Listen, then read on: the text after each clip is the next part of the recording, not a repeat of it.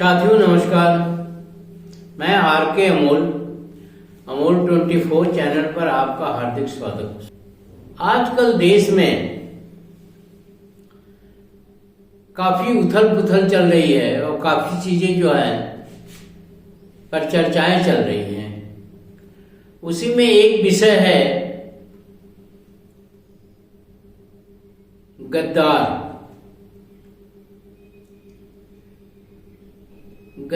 का मामला इतना पूरे देश में फैल रहा है कि कहीं आगरा में अलग बवेला हो रहा है, कहीं बॉम्बे में अलग बवेला हो रहा है और देश के अन्य जगहों में भी अलग अलग जो है गद्दार और गद्दारी पर लोगों के आक्रोश जाहिर हो रहे हैं। अब गद्दार शब्द जो है वो कोई नया शब्द नहीं है। गद्दार बहुत पुराना ही शब्द है और गद्दार जो है हर देश में कम बेश ज्यादा पाए जाते हैं।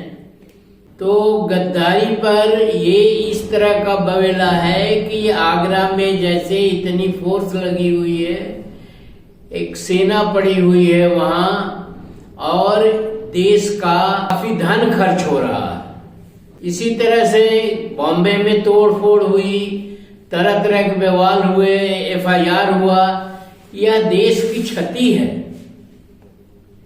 गद्दार तो अपनी जगह पर है या गद्दारी अपनी जगह पर है, लेकिन देश की क्षति तो नहीं होनी चाहिए। इसलिए हम तो सरकार से अनुरोध करेंगे कि पहले तो वो गद्दार की परिभाषा डिसाइड कर दे कि गद्दार इन परिस्थितियों में और इस तरह का व्यक्ति या इस कथन में या इस कार्य करने में वाले को ही गद्दार कहा जाएगा। तो सरकार अगर गद्दार की परिभाषा तय कर देती है तो एक समस्या हल हो जाएगी। दूसरी समस्या ये है कि अपने अपने हिसाब से गद्दार कहते हैं, ये लोकतंत्र है। कुछ लोग कहते हैं लोकसभा गद्दार है, कोई कहता है कि राज्यसभा गद्दार है, कोई कहता है कि सुप्रीम कोर्ट गद्दार है, कोई कहता है कि इलेक्शन कमीशन गद्दार है और तमाम तरह की इस तरह की गद्दारी और तमाम संवैधानिक संस्थाओं को कहा जाता है गद्दार हैं और प्रशासनिक अधिकारियों को कहा जाता है, राजनीतिक लोगों को कहा जाता है गद्दार हैं। तो एक ऐसी स्थिति में गद्दार की परिभाषा तय किया जाना बहुत आवश्यक है, क्योंकि गद्दार का तो व्यापक में अगर लिया जाए, व्यापक सेंस में या व्यापक तौर तरीके से लिया जाए तो ये पूरा देश ही गद्दार है। मैं तो ये कहता हूं ये पूरा देश ही गद्दार है। और अगर गद्दार नहीं होता तो कोई ये ना कहता ये हिंदू राष्ट्र बनाओ, कोई ना कहता ये मुस्लिम है, ये कोई ना कहता ये हिंदू धर्म है, कोई ना कहता ये वो धर्म है, ये वो धर्म है। ये सब गद्दारी के ही लक्षण हैं। धर्म तो एक ही होता है, वो राष्ट्र धर्म है, वो मानव धर्म है और इसके अतिरिक्त कोई धर्म नहीं होता है। न कोई हिंदू धर्म होता है, न मुस्लिम धर्म होता है, न ईसाई धर्म होता है, नहीं कोई धर्म नहीं होता है। सब सांप्रदायिक धर्म है और धर्म में एक ही है, राष्ट्र धर्म या मानव धर्म। सामाजिक रूप से मानव धर्म है और देश के हिसाब से राष्ट्र धर्म है। तो फिर तो एक दूसरे को गद्दार कहेंगे ही कहेंगे। ये भी नहीं सेंस है लोगों को। कोई कह रहा है कि संसद बंद कर देनी चाहिए, फिर सुप्रीम कोर्ट ही जो है शासन चलाए। उसे ये नहीं पता कि लोकतंत्र में ये सारी संस्थाएं मिलकर के लोकतंत्र होता है। अकेले संसद लोकतंत्र नहीं होता है, अकेले राज्यसभा लोकतंत्र नहीं होता है, अकेले सुप्रीम कोर्ट लोकतंत्र नहीं है या कोई भी संवैधानिक संस्था। ये सब मिल करके जो है वो लोकतंत्र की परिभाषा के अंतर्गत आता है।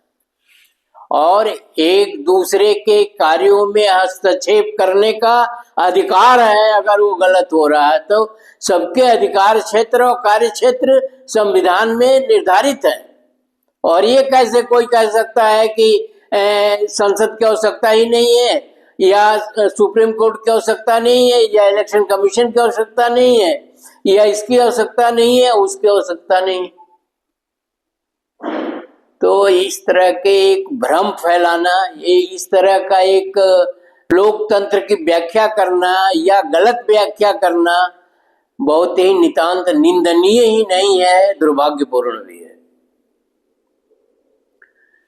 इसलिए मेरा अनुरोध है कि गद्दार की परिभाषा अगर सरकार तय कर देती है और उनकी सूची भी जारी कर देती है कि इस पीरियड में या इस शासक के अंदर ये गद्दार थे और इस शासक के अंदर या इस समय में ये गद्दार थे, पूरा एक डिटेल खाका जो है हो जाने की वजह से कोई भ्रम की स्थिति नहीं रह जाएगी।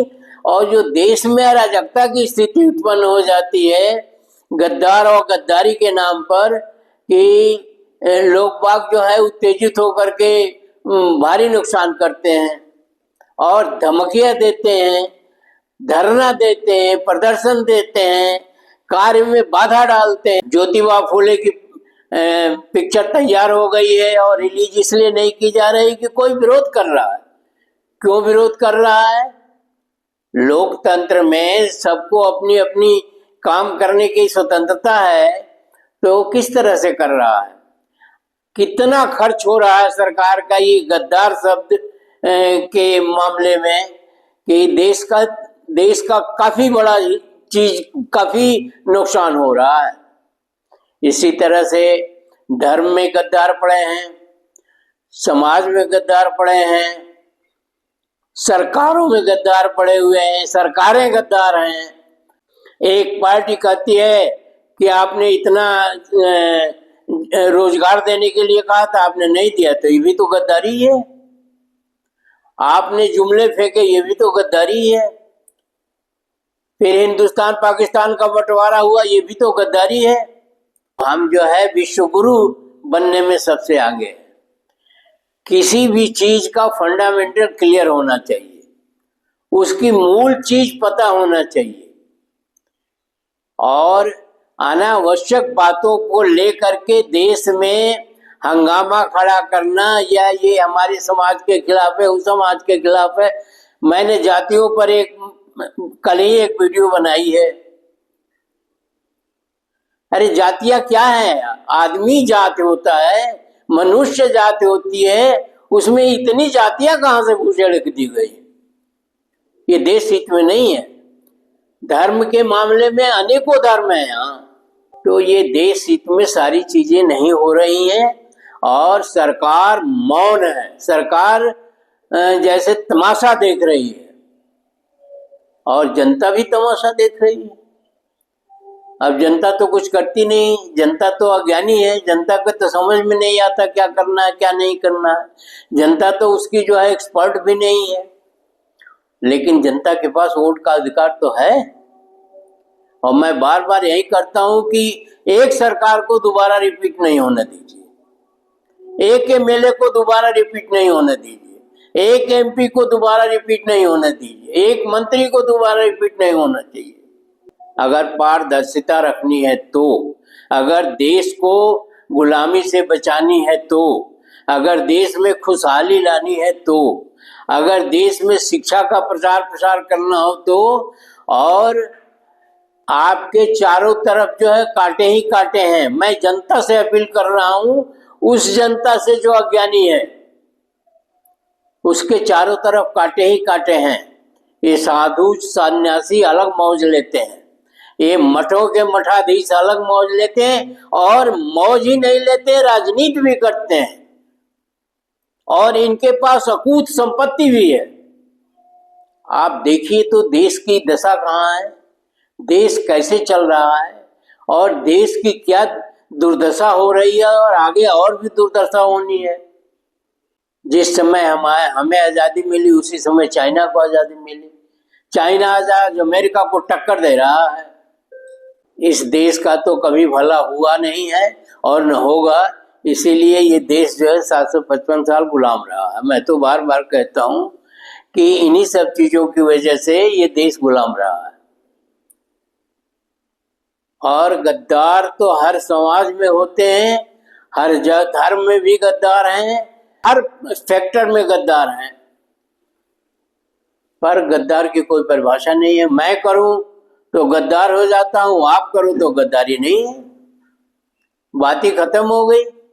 इसलिए मैं तो यही सरकार से निवेदन करूंगा और जनता से भी निवेदन करूंगा कि वो भी सरकार की परिभाषा सरकार को दे कि गद्दार कौन होता है। अभी तमाम आप पढ़ रहे होंगे, देख रहे होंगे कि किस तरह से एक सेना आगरा में डेरा डाली हुई है और किस तरह से पुलिस व्यवस्था जो है वहाँ पड़ी हुई है। ये देश का नुकसान नहीं है, ये टैक्स जो पेयर हैं उनका नुकसान नहीं है। तो सरकार को हर विषय पर, हर क्षेत्र में गद्दारों की सूची जारी कर देनी चाहिए कि ये गद्दार हैं, ये गद्दार हैं, ये गद्दार हैं, ताकि ये आपसी जो समय नष्ट होता है, सरकारी धन का दुरुपयोग होता है या जान माल के खतरे होते हैं या उसका विरोध होता है, वो बंद हो जाए। लोगों को विरोध करने में मजा आता है, काम करने में मजा नहीं आता। काम तो नहीं करते, अगर काम करते होते तो इतना समय किसके पास है जो जा करके बैठे रहते, विरोध करते और अनाप शनाप बातें करते और एक घेराबंदी किए रहते।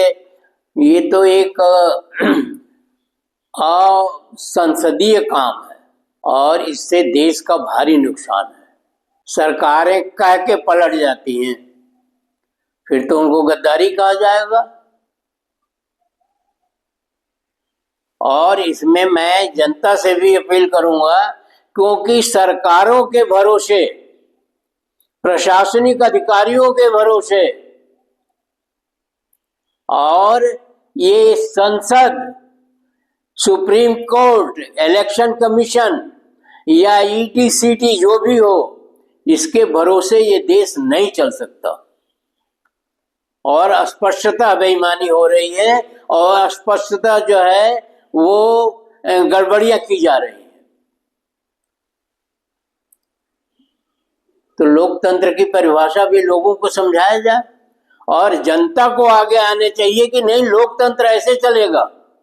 भ्रष्टाचार चरम पर है, कोई ऐसा क्षेत्र नहीं है जहां भ्रष्टाचार नहीं है, कोई ऐसा समाज नहीं है जहां भ्रष्टाचार नहीं है,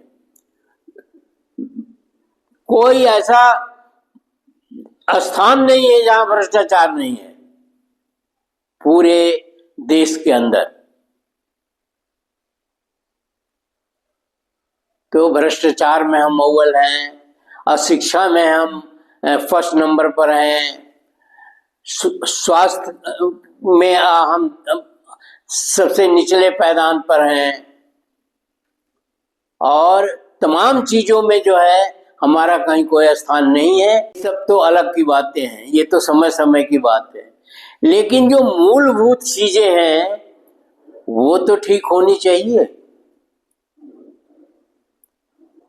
तो मूलभूत चीजें ही ठीक नहीं है और अगर जनता ऐसी सरकारों के भरोसे रहेगी जो सिवाय झूठ बोलती हैं, सिवाय भ्रष्टाचार को बढ़ावा देती हैं, शिक्षा का प्रचार प्रसार इसलिए नहीं होने देती है कि लोग जागरूक हो जाएंगे तो मेरी सरकार चली जाएगी।